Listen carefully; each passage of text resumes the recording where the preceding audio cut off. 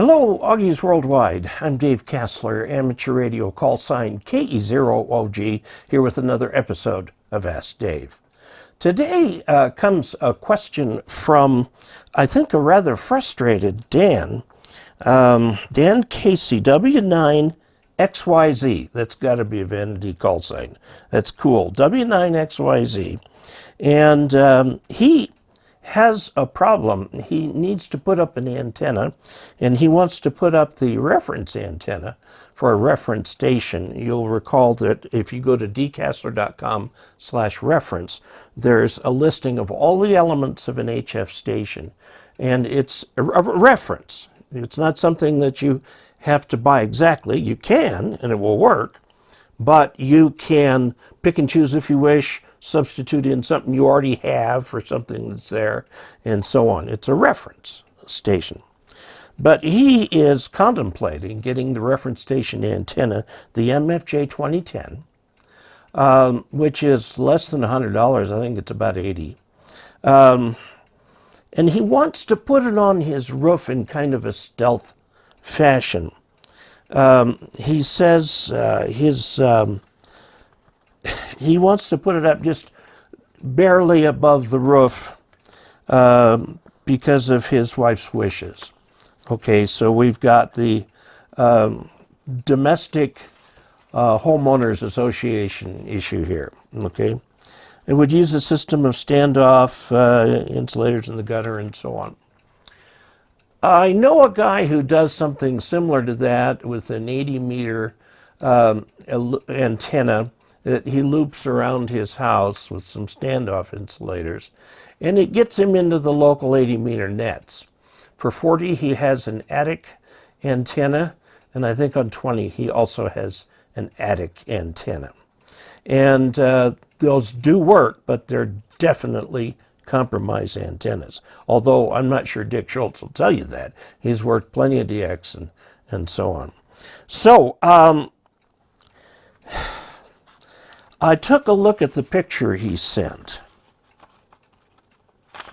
Okay, a couple things that stand out about that house are that massive TV antenna, okay, and also massive trees. And I go, aha, okay.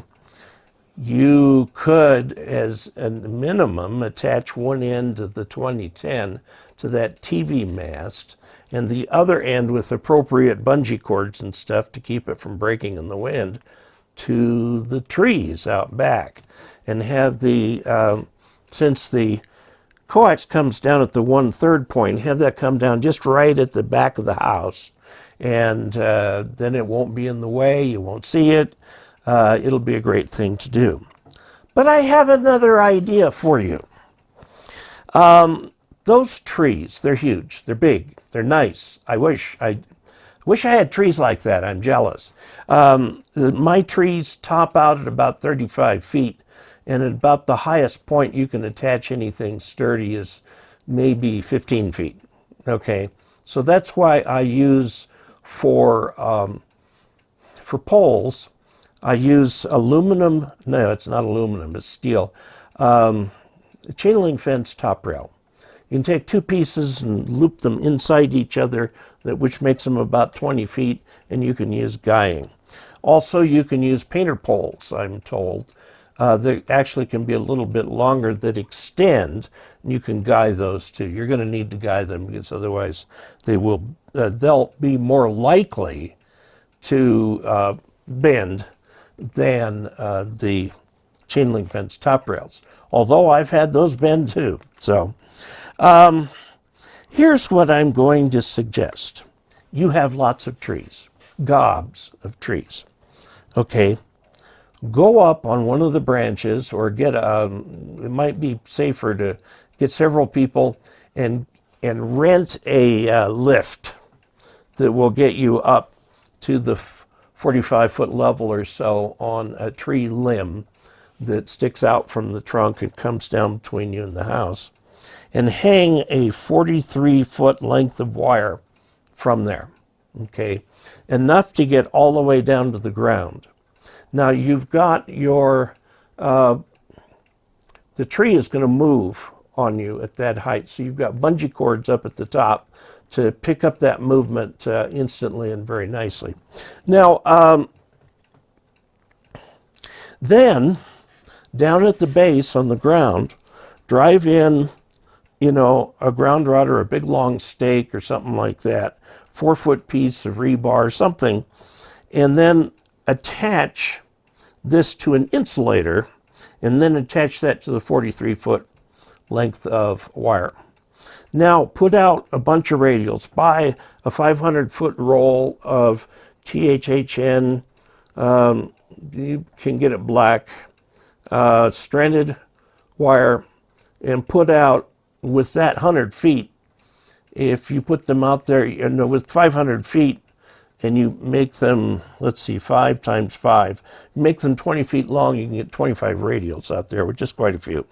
Okay, get those out there and down, tack down with lawn staples and everything like that. Eventually the grass will grow over it. Now, then you will need to get one of those antenna tuners that is designed for a 43-foot vertical. Those antenna tuners are available from MFJ, from LDG, and from other places. You call BX Engineering. You'll need one big enough to handle the power output. If you just have a 100-foot station, 100-watt station, you can go to, if you just have a 100-watt station, you can go with the smallest of the MFJ tuners. The tuner is a remote tuner, and it goes at the base of the 43-foot vertical, okay, and attaches to the vertical part and attaches to all those radials, and drive a ground rod in and attach all the radials to the ground rod, okay? So you will have a 43-foot vertical, which is good on 80 through 10. It does best on the low bands by the time you get up to 80, so when it's by the time you get up to 10 meters, it's a little iffy. But that would get you up to where you could communicate on lots of things. Have great luck with it. And if you use black wire for all of this, it will be utterly hidden. Make sure there are no tripping hazards, or that somebody doesn't, or some child from next door doesn't wang themselves on the vertical part of the antenna. And then you have something that meets your wife's criteria of being essentially invisible. Now, the only thing I would suggest, you could also, you do either the 43-foot vertical or you do the reference antenna. One other suggestion for your wife is to get rid of that TV antenna and get either cable or satellite. And then you're really rid of the stuff on the roof. And it would be a nice compromise for the thing. We have dish satellite. We're very happy with it. Our local stations, even though we're way over in western Colorado, our, quote, local stations are in Denver. So there you have it. I hope that helps you with your problem, and that you can get an antenna system that will really work. So thank you very much for writing, and I hope that gave you some ideas.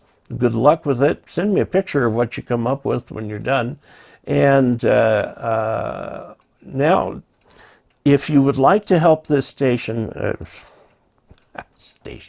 if you would like to help this channel financially, you may certainly do so by going to dcasler.com/support. Also, please feed the YouTube algorithm by subscribing and by clicking like and commenting. All of those things help feed the algorithm. And what that means is it brings more people to the channel. So thanks very much for your time, and until we next meet, 73.